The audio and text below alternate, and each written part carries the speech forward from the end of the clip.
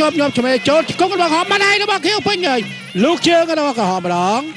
អញ្ញាកណ្ដាលចូលគៀកទីឡាយកចំកន្លែងសំខាន់ហើយកន្លែងការពារអត់អីទេទ្រាំបានប៉ុន្តែចុកទីចុករួលបង្គោលខៀវដោយសុំសង្គ្រោះបន្តិចបាទចាក់ទឹកចូល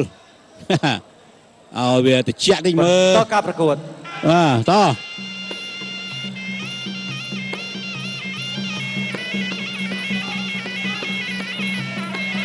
មិនហើយជើងលោកម្ដាយលោកចូលទៀត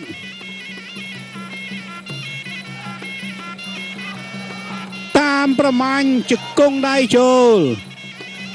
លោកទៀតលោកចូលទៀតអាប់មិនជាអ្វីទេទៀតមួយដៃសងរុញជង្គ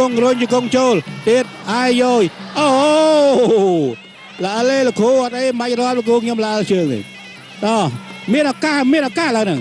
តន់មានឱកាសឡើយហ្នឹងជង្គង់សាប់ចូលញោតឆ្មេបំបែកអាកដាសជាតិបំបែកឲ្យជូតទឹកចេញផងទៀតជើងរបស់ក្រហម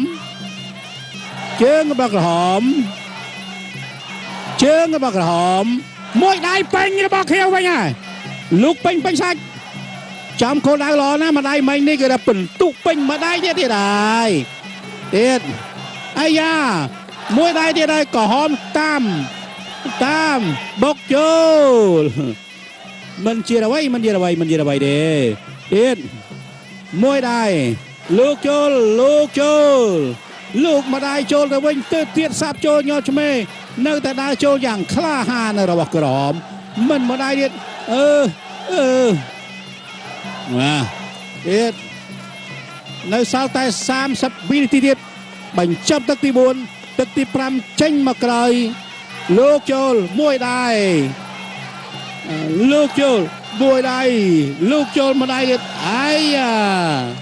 បង្គោលស1 2 បាទអត់អីទេ4ដល់ទឹកអម6 7វាយជួងមួយ8បាទបន្តការប្រកួតលោកចប់ទឹកទី4